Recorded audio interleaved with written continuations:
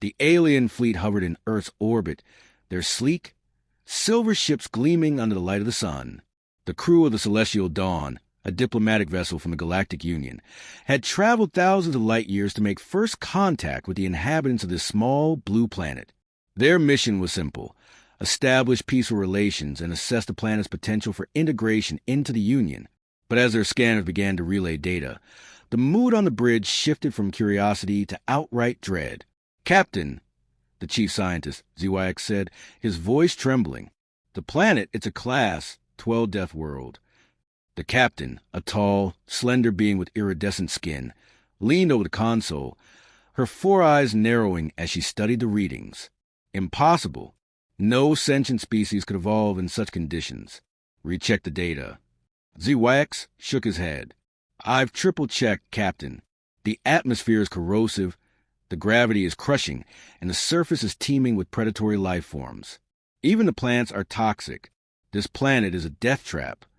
The crew exchanged uneasy glances. Death worlds were rare in the galaxy, and Class 12s were almost unheard of. Most species evolved on calm, stable planets with mild climates and minimal threats.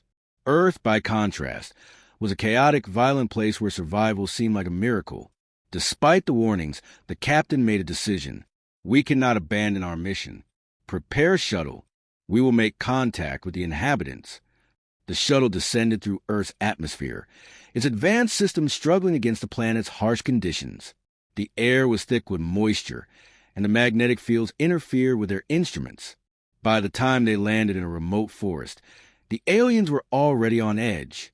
The moment the hatch opened, they were greeted by a cacophony of sounds: the rustling of leaves, the chirping of birds, and the distant roar of some unseen creature. The air was heavy and humid, and the ground beneath their feet felt unstable. "Stay close," the captain ordered, her voice barely above a whisper. "We don't know what we're dealing with." They hadn't taken 10 steps before a low growl stopped them in their tracks. Emerging from the underbrush was a massive, fur-covered predator with sharp teeth and claws. The aliens froze, their hearts pounding. "Back to the shuttle," the captain shouted. But it was too late. The creature lunged, and the aliens scrambled for cover. Their weapons, designed for precision and efficiency, malfunctioned in the damp air. They were defenseless. Just as the creature was about to strike, a loud crack echoed through the forest. The predator yelped and retreated, disappearing into the trees. The aliens turned to see a group of humans approaching, their faces calm and unbothered. One of the humans, a tall figure in a green uniform, lowered a smoking device and smiled. "You folks lost." The aliens stared in disbelief. These beings, who looked so fragile and unassuming, had just saved them from a deadly predator without breaking a sweat. We are from the Galactic Union," the captain stammered. "We came to make contact." The human chuckled. "Well, you picked a hell of a place to land. This forest is full of bears, snakes, and all sorts of nasties. Lucky we were nearby." The aliens exchanged glances, their fear slowly giving way to curiosity. How could these humans live in such a dangerous place and act so casually about it? As the humans led them to safety, the captain couldn't help but notice the ease with which they navigated the forest. They pointed out edible plants, avoided hidden dangers, and even joked about the weather. To them, this death world was home.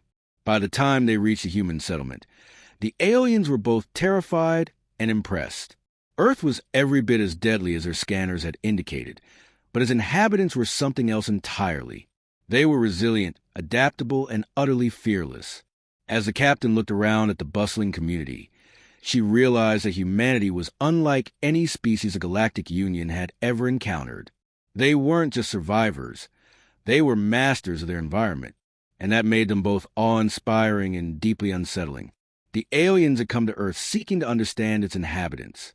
But as they prepared to leave, they couldn't shake the feeling that they were the ones being studied. Earth wasn't just a death world.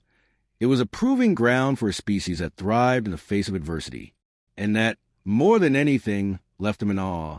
The humans led the aliens to a rugged, open-top vehicle, its design simple yet sturdy, clearly built to handle Earth's unforgiving terrain. The aliens hesitated before climbing in, their delicate frames contrasting sharply with the vehicle's rough exterior.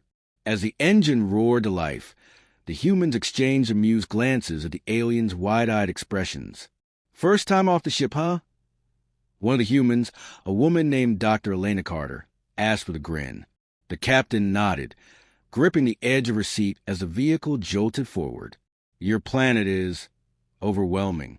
We were not prepared for its intensity." Elena laughed. "Yeah, Earth doesn't exactly roll out the welcome mat, but you get used to it." The tour began in a sprawling desert, the sun blazing overhead as waves of heat distorted the horizon. The aliens gasped as the humans pointed out creatures that thrived in the barren landscape, lizards that scurried across scorching sand, birds that nested in thorny cacti, and insects that burrowed deep underground to escape the heat. "How do you survive here?" ZYX asked, his voice tinged with disbelief. Elena shrugged. "We adapt. Humans have lived in deserts for thousands of years. We've learned to conserve water, build shelters that keep us cool, and even use the sun's energy to power our homes." The aliens marveled at the ingenuity, but their unease grew as they realized the extent of Earth's dangers.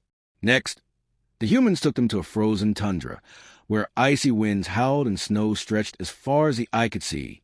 The aliens shivered despite their thermal suits, their breath visible in the frigid air. "This is unbearable," the captain said, her voice trembling.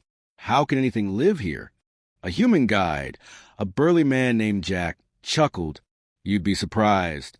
Humans have built entire cities in places like this.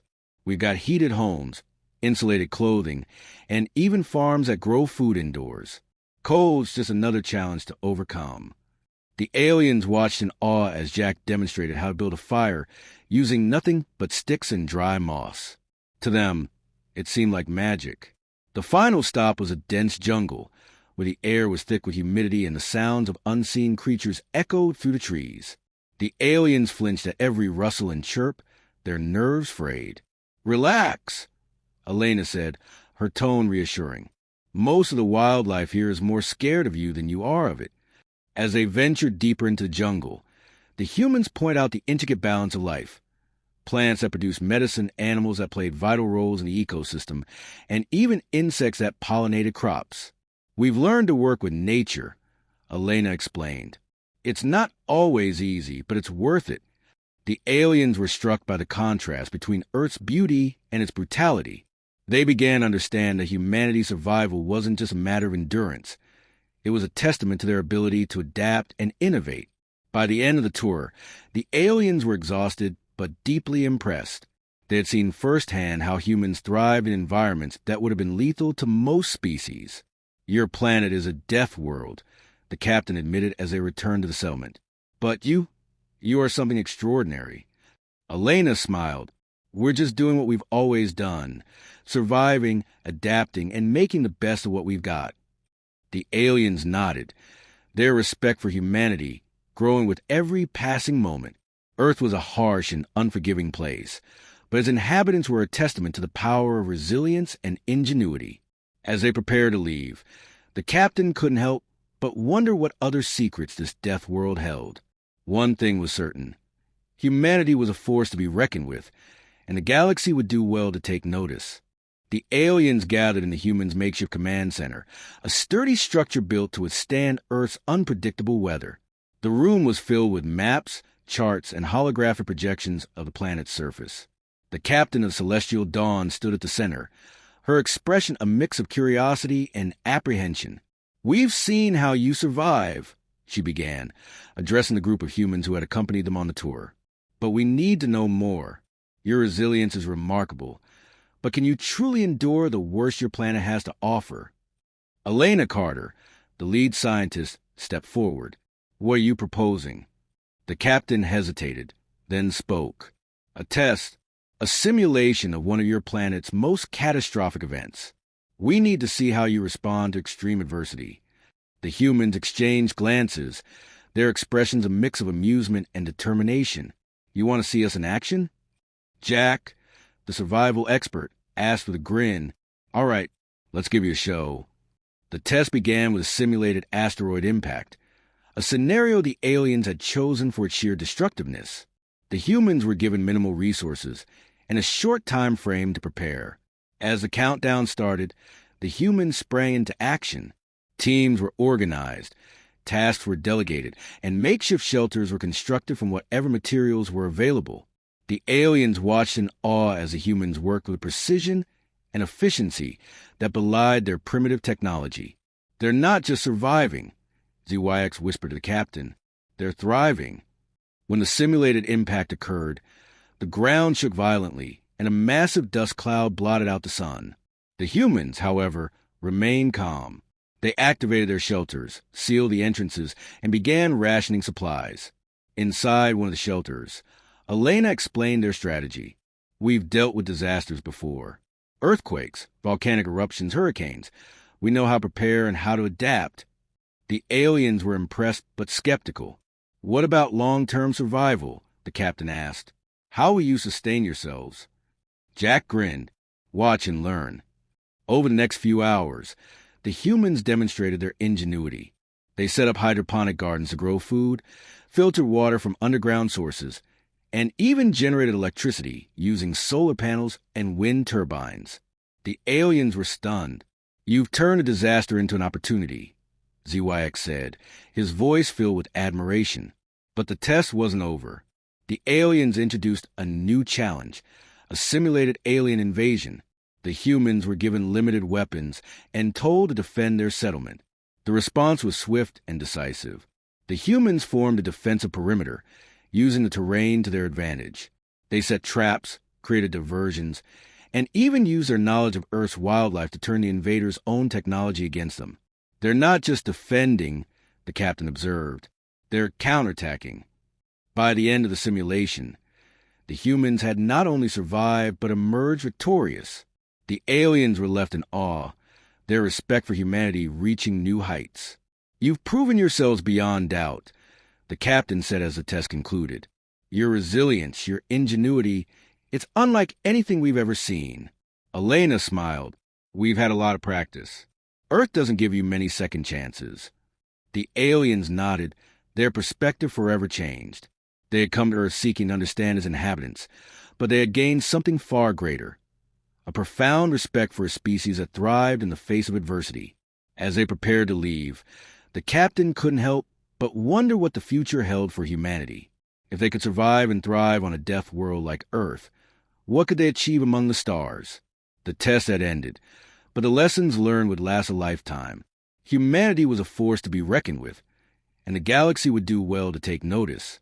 The alien shuttle lifted off from Earth's surface, its engines humming softly as it ascended through the atmosphere.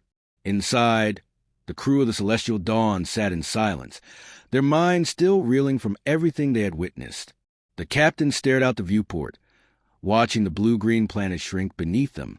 "We must report our findings to the Galactic Union," she said finally, breaking the silence. "Humanity is unlike any species we've encountered. They are extraordinary." ZYX nodded, his hands trembling slightly as he input data into the ship's computer. "Their resilience, their adaptability, it's unprecedented.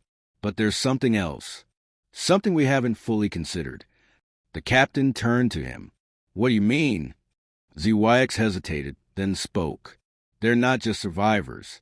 They're conquerors, not in the traditional sense, but in their ability to turn adversity into opportunity. If they ever leave their planet, if they ever reach the stars." He didn't need to finish the sentence. The implications were clear.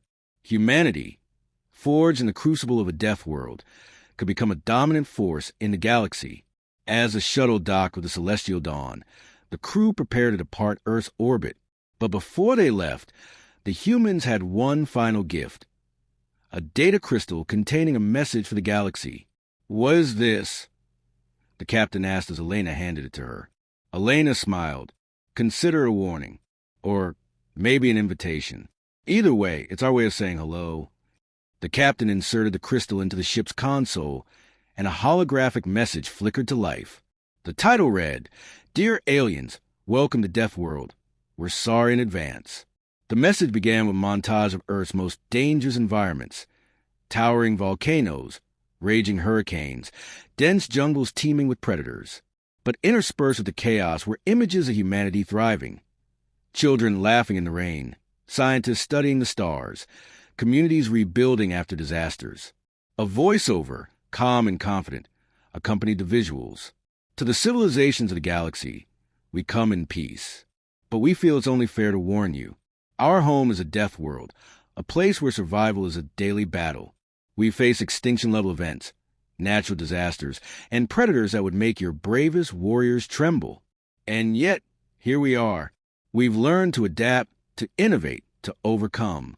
We've turned our planet's dangers into strengths, and we've done it together. If you visit us, know that you are welcome, but also know that we are not to be underestimated. Earth is a beautiful, deadly place, and we are its children. We are humanity, and we are ready to meet the stars. The message ended with a simple image, Earth, glowing against the blackness of space, with the words "Welcome to DeathWorld" emblazoned across it. The aliens sat in stunned silence. The message was both a warning and a declaration, a testament to humanity's resilience and their unyielding spirit. They're not just survivors, ZYX said quietly. They're pioneers. The captain nodded, her expression thoughtful. And they're coming. It's only a matter of time. As the celestial dawn left Earth's orbit and entered hyperspace, the crew couldn't shake the feeling that they had witnessed something extraordinary. Humanity, born of a death world, was a force unlike any other. Back on Earth, the humans watched the alien ship disappear into the sky. Elena turned to Jack, a smile playing on her lips. "Think they'll spread the word?" she asked. Jack chuckled. "Oh, they'll spread it all right. And when they do, the galaxy's going to realize one thing. Earth isn't just a death world. It's the birthplace of the most resilient species in the universe." As the sun set on the horizon, casting the landscape in golden light, the humans returned to their lives. They had faced countless challenges, and they would face countless more. But they knew one thing for certain. No matter what the galaxy threw at them, they would endure, and they would thrive. The message had been sent. The warning had been given. The galaxy would never be the same. Asterisk, dear aliens, welcome to DeathWorld. We're sorry in advance. Asterisk.